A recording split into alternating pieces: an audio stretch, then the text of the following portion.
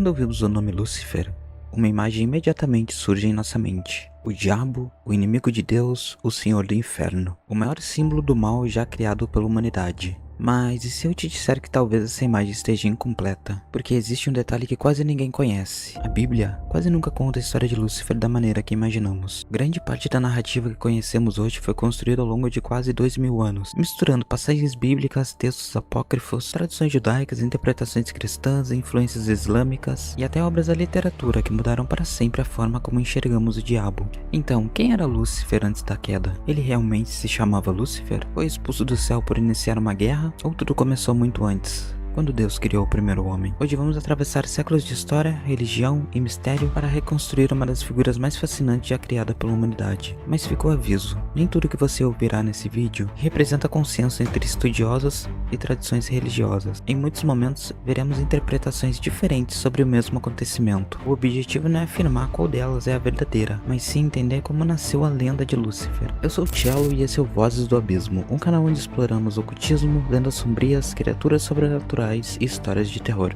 Apegue a luz, feche as cortinas, porque hoje anjos cairão do céu.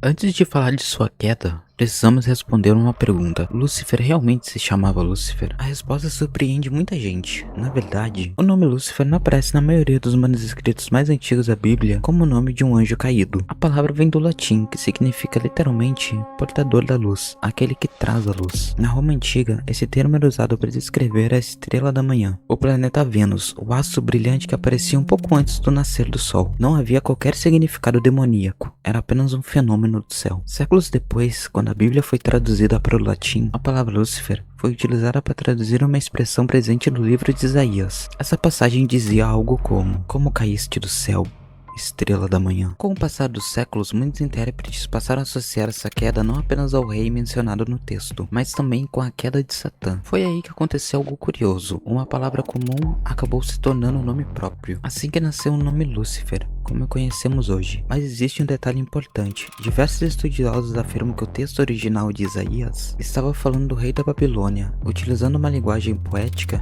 para descrever sua arrogância e sua queda. Ou seja, talvez essa passagem nunca tenha sido escrita pensando no demônio. Mesmo assim, ela acabou mudando completamente a história da religião ocidental.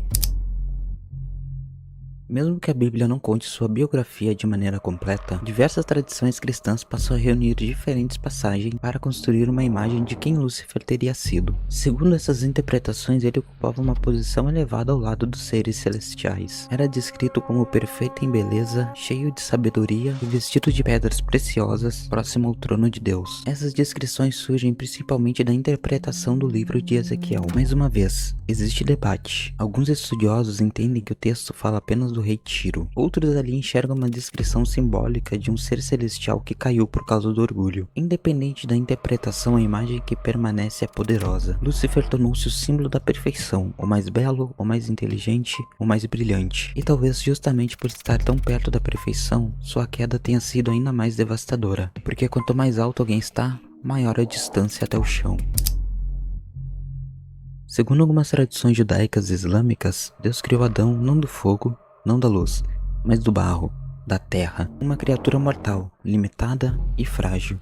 Depois de dar vida ao primeiro homem, Deus apresentou sua criação aos seres celestiais. Então veio uma ordem: reconheçam Adão, honrem minha criação. A maior parte dos anjos obedeceu imediatamente, mas um deles permaneceu imóvel. Lúcifer, ou na tradução islâmica, Ibis, ao olhar para Adão, ele não enxergou grandeza, enxergou apenas barro. Segundo algumas traduções, teria dito: fui criado do fogo, ele foi criado da terra. Sou superior. Essa frase mudaria para sempre a história das religiões abraâmicas, porque naquele instante nasceu o orgulho. Não o orgulho comum, mas o orgulho capaz de desafiar a própria vontade de Deus.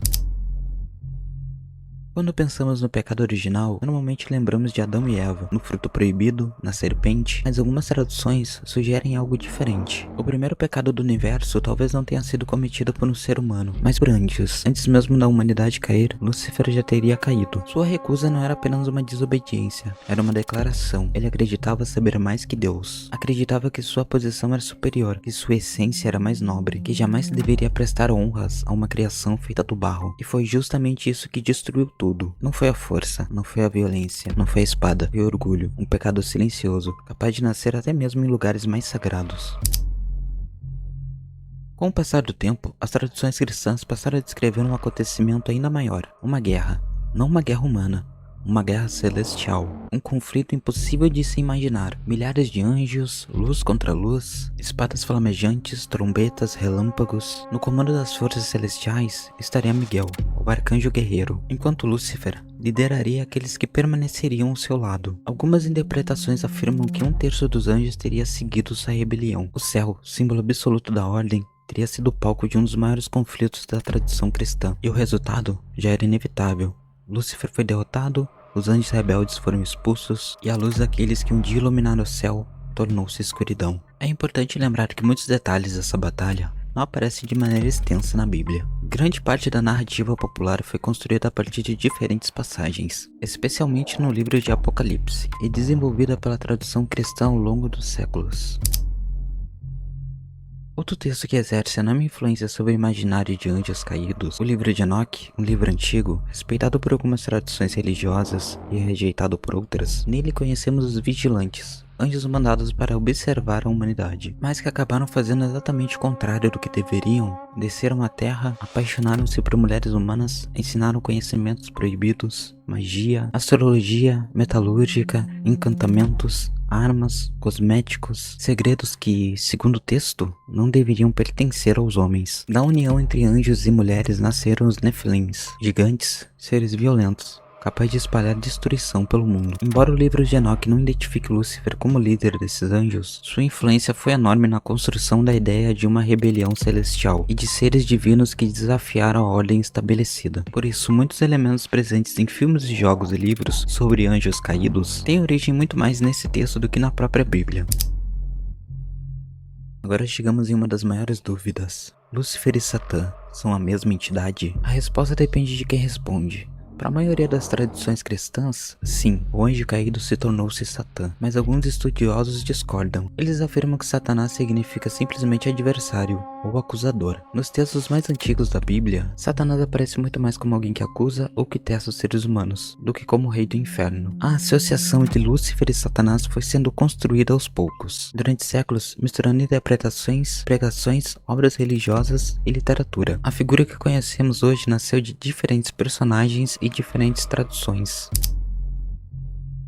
No Islã, a história muda novamente. Quem desafia Deus não é chamado de Lúcifer, mas de Iblis. Existe ainda outra diferença. Ao contrário da tradição cristã, muitos estudiosos islâmicos entendem que Iblis não era um anjo, era um jinn, uma criatura criada do fogo sem fumaça, quando Deus ordena que todos se prostrem diante de Adão. Iblis se recusa. Seu argumento é exatamente o mesmo. O homem foi criado do barro. Eu fui criado do fogo. Por causa dessa recusa, expulso da presença divina, mas antes de partir, pede permissão para testar os seres humanos até o dia do juízo. Segundo o Alcorão, Deus permite esse teste, deixando claro que apenas aqueles que escolhem seguir Iblis serão desviados. É uma visão diferente, mas curiosa, e o orgulho continua sendo o centro da história.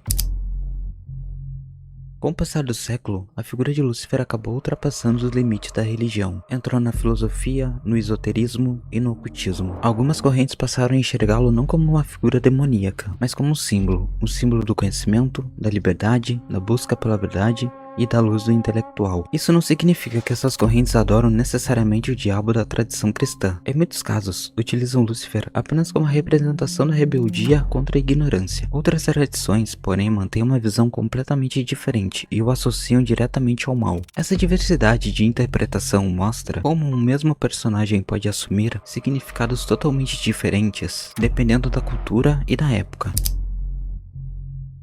Talvez a maior surpresa dessa história seja essa. Grande parte da ideia moderna do diabo, ela foi moldada por artistas, pintores, poetas e escritores ao longo da Idade Média. Depois veio Dante Alighieri, na Divina Comédia. Séculos depois, John Milton escreveu Paraísos Perdidos. Foi nessa obra que Lúcifer ganhou uma personalidade extremamente complexa, inteligente, orgulhoso, carismático, capaz de fazer discursos que até hoje são debatidos entre filósofos e estudantes de literatura. Depois vieram pinturas, filmes, séries, jogos, e a cultura popular terminou de consolidar a imagem que conhecemos atualmente. O diabo elegante, rebelde e tentador. Uma figura muito mais rica e complexa do que aquela encontrada nas primeiras páginas das escrituras. No fim, nunca descobramos quem realmente Lúcifer foi. Talvez ele tenha sido apenas uma interpretação construída ao longo dos séculos, ou talvez exista algo que realmente se perdeu com o tempo. O que sabemos é que poucos personagens exerceram tanta influência sobre a imaginação humana. Lúcifer representa orgulho, queda, rebelião, conhecimento, tentação, liberdade e condenação. E talvez seja exatamente isso que torna sua lenda tão fascinante. Quanto mais pesquisamos, mais percebemos que existem perguntas sem resposta, porque certas histórias permanecem mais ao reino dos mistérios do que o reino das certezas. E você, acredita que Lúcifer foi um anjo consumido pelo orgulho? Uma figura simbólica criada pela tradição? Ou existe uma parte dessa história que ainda permanece escondida nas sombras? Eu sou o Cello e esse é o Vozes do Abismo. Até o próximo mergulho. Finalzinho do vídeo, se você puder deixar aquele like, se inscrever no canal, sabe como é que é, aquela coisa toda, ativa o sininho e até o próximo. Valeu!